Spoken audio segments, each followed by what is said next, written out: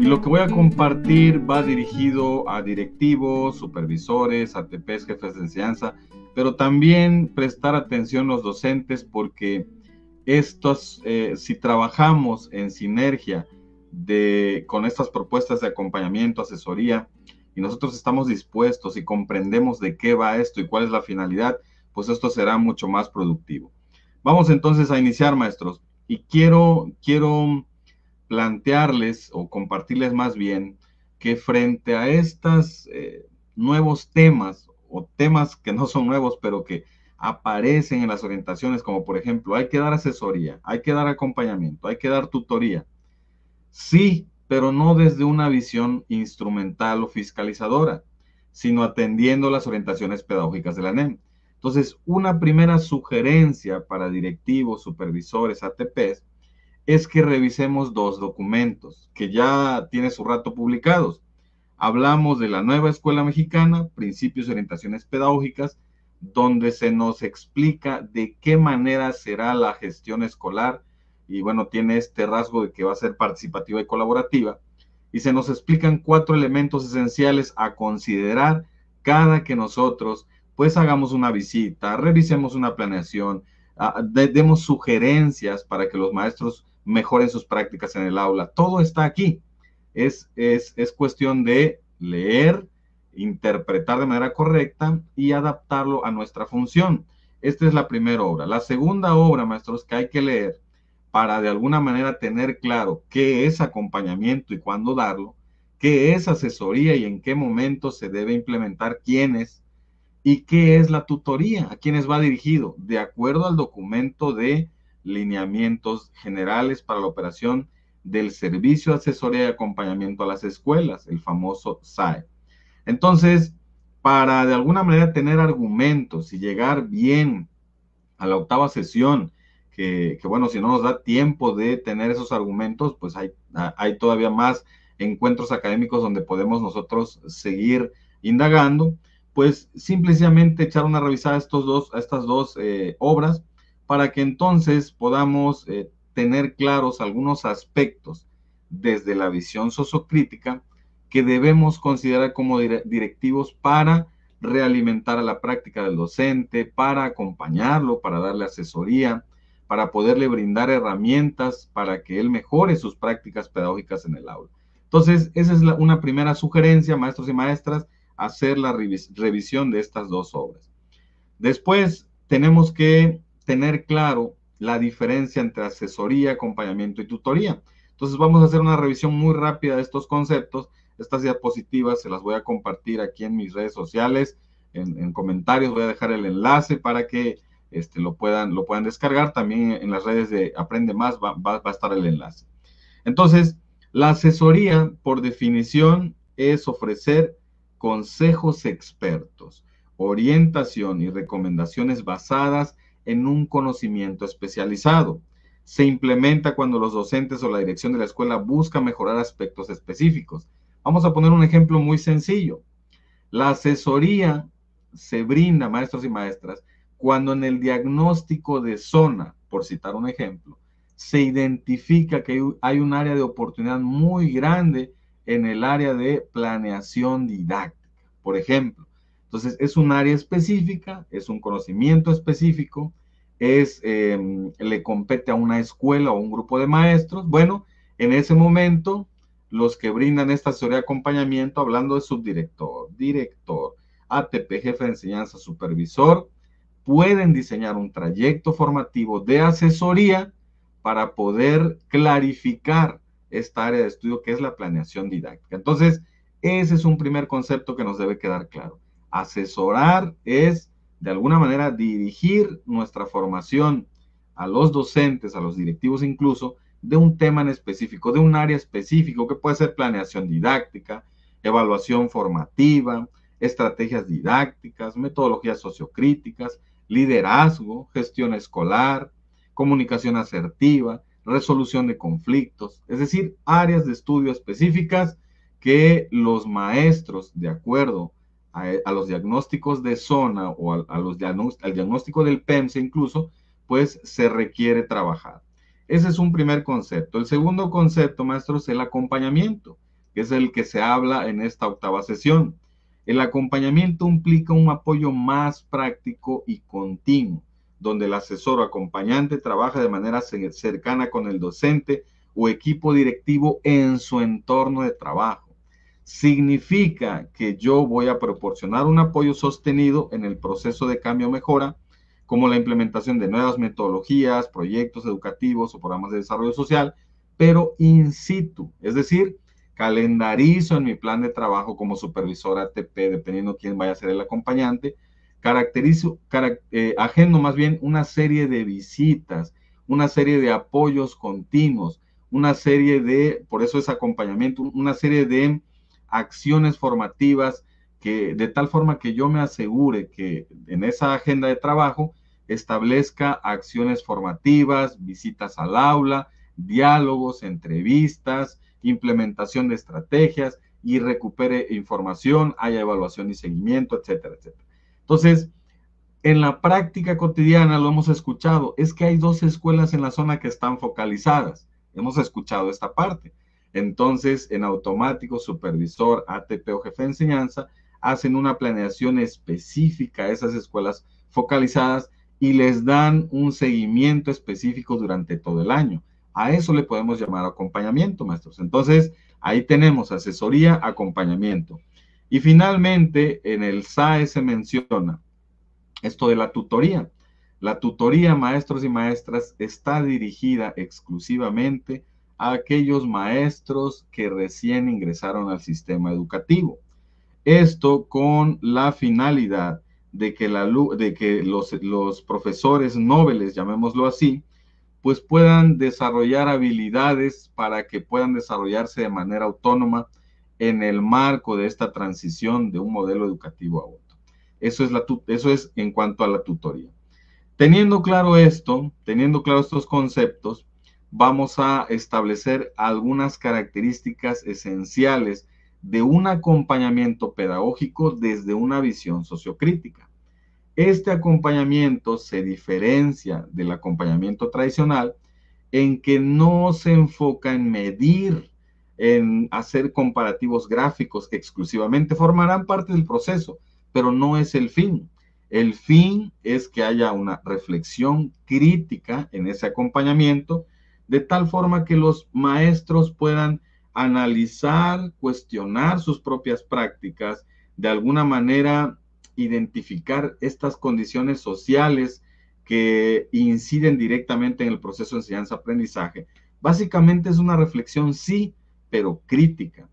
Otro elemento esencial tiene que ver con que en ese acompañamiento pedagógico yo debo lograr o debo promover al menos el empoderamiento del docente, de tal forma que ellos se sientan parte importante de un cambio social y no simplemente se vean a sí mismos como operadores de programas de estudio, como aquel que imparte un tema o aquel que tiene que lidiar con procesos burocráticos cansados, sino que de alguna manera en ese acompañamiento yo pueda fomentar esa autonomía profesional, que ellos puedan participar de manera activa en la toma de decisiones, en los procesos también de formación. También otro elemento a tomar en cuenta en este acompañamiento pedagógico sociocrítico es el contexto sociocultural. Los maestros y el que va a dar el acompañamiento no solo va a considerar la parte académica, la parte técnica, sino que va a considerar el contexto sociocultural, de tal forma que esas estrategias que vayan a implementarse o las estrategias que se vayan a sugerir estén debidamente contextualizadas. También en este acompañamiento se promueve la práctica transformadora, de tal forma que los docentes son guiados para que desarrollen prácticas pedagógicas que no solo se limiten a transmitir conocimientos, sino que fomenten una conciencia crítica en los estudiantes y, por supuesto, con esa conciencia puedan transformar o incidir en esa transformación. Que haya colaboración y diálogo en ese acompañamiento, de tal forma que haya una relación de colaboración y diálogo entre asesores y docentes, en lugar de solo imponer soluciones de acompañamiento. Este acompañamiento se basa en la co-construcción del conocimiento y en la resolución conjunta de problemáticas que existen en la zona escolar o en la institución. También la implementación del acompañamiento pedagógico sociocrítico. Bueno, debe haber formación y capacitación. Evidentemente, esto está en la agenda de trabajo de los supervisores. Incluye la formación en metodologías activas, participativas y en estrategias para abordar temas sociales como está establecido en el programa sintético. Debe haber observación y retroalimentación, pero esa observación debe estar sistematizada, por supuesto, deben haber registros y con base en la información obtenida, retroalimentar. Una herramienta que probablemente sea muy útil para este acompañamiento, sin duda pueden ser los registros anecdóticos, las guías de observación e incluso las listas de cotejo. En esa implementación se deben crear espacios de reflexión colectiva, deben haber proyectos de innovación pedagógica, todo esto, maestros, basado en las orientaciones pedagógicas de la nueva escuela mexicana que están en una de las obras que hemos mencionado. También debe haber una evaluación, pero crítica, de ese acompañamiento, es decir, procesos de evaluación que no solo midan los resultados académicos de los profesores, cuántas planeaciones me entregó, cuántos proyectos desarrolló, qué porcentaje avanzó en el programa de estudio. Eso formará parte de esa evaluación, pero realmente lo que debemos hacer es considerar el impacto social, lo decíamos hace rato, de su intervención docente y la capacidad también, ya como resultado de esta intervención, de los estudiantes para pensar críticamente y, muy importante, maestros, actuar de manera ética. Esta nueva escuela mexicana, maestros y maestras, al menos en su fundamentación teórica, filosófica, epistemológica, va de formar este ciudadano con pensamiento crítico que intervenga en su realidad de manera ética, que lo que aprenda en la escuela le sea útil para su vida cotidiana y que siempre esté cuestionando estos sistemas dominantes y que de alguna manera pueda emanciparse a través del trabajo en comunidad que se debe promover en las instituciones. Entonces, con esta visión, maestros, es como nosotros debemos diseñar ese primer esbozo de acompañamiento a nuestros maestros, maestras. Pero bueno, yo aquí rápidamente les voy a compartir estos 10 aspectos sociocríticos que a la postre pueden convertirse en criterios. Indicadores ya saben que viene de otro paradigma, pero si tú así lo quieres concebir adelante, pero son más aspectos o criterios a considerar, pero con una redacción sociocrítica. Entonces te comparto así rápidamente una guía de observación para evaluar el desempeño de los docentes en el aula con base en las orientaciones pedagógicas de la NEM. Entonces, no me voy a detener a leer todas, pero observen que en el apartado de criterios se redactan los mismos en forma de pregunta, de tal manera que la misma herramienta de evaluación le sirva al maestro, a la maestra, para mejorar su desempeño. Esa estrategia de acompañamiento, maestros, debe tener un proceso que empieza con la entrevista que le voy a hacer al maestro, a la maestra, el diálogo previo a la visita que voy a hacer al aula o al proceso de acompañamiento que voy a tener con él o con ella. Y una vez darle a conocer la herramienta de evaluación, nada de visita sorpresa, nada de que voy a visitar porque voy a fiscalizar, nada que los voy a agarrar en curva. Esa visión debe acabarse, maestros. Nuestra intención debe ser formativa, hablando de este acompañamiento o asesoría que debemos darle a los profesores. Entonces, por ejemplo, el primer criterio es de qué manera el docente fomenta la participación democrática y colaborativa entre los estudiantes durante las actividades de clase. Entonces, ya el maestro, al cuestionarse eso, hará una especie de checklist o diseñará de manera distinta tanto su planeación como su intervención, porque básicamente cada criterio atiende las orientaciones pedagógicas de la NEM. Otro criterio, ¿cómo integra el docente la diversidad cultural, lingüística y de género en su práctica pedagógica diaria? ¿En qué medida las actividades propuestas por el docente están alineadas con el contexto sociocultural de los estudiantes? ¿Qué estrategias utiliza el docente para promover el aprendizaje colaborativo y la construcción colectiva del conocimiento. Es decir, son preguntas sociocríticas, diagonal reflexivas, que conforme las vamos leyendo, pues de alguna manera me deben llevar a una metacognición, una reflexión de mi propia práctica. Eso hablando de que al revisar la herramienta de evaluación, el docente haga esa autoevaluación. A lo mejor en un consejo técnico se haga el ejercicio de coevaluación, de trabajo entre pares, para poder analizar esta herramienta de evaluación y sus criterios, e incluso en esas sesiones se podrán modificar, adaptar, proponer otros criterios u otros aspectos que se deben considerar al momento de desempeñarnos en el aula. Y así, maestros, hasta llegar a los 10 criterios. Entonces, estos criterios abarcan desde la intervención hasta la evaluación que realizamos en el aula. Así que queda ahí la herramienta de evaluación.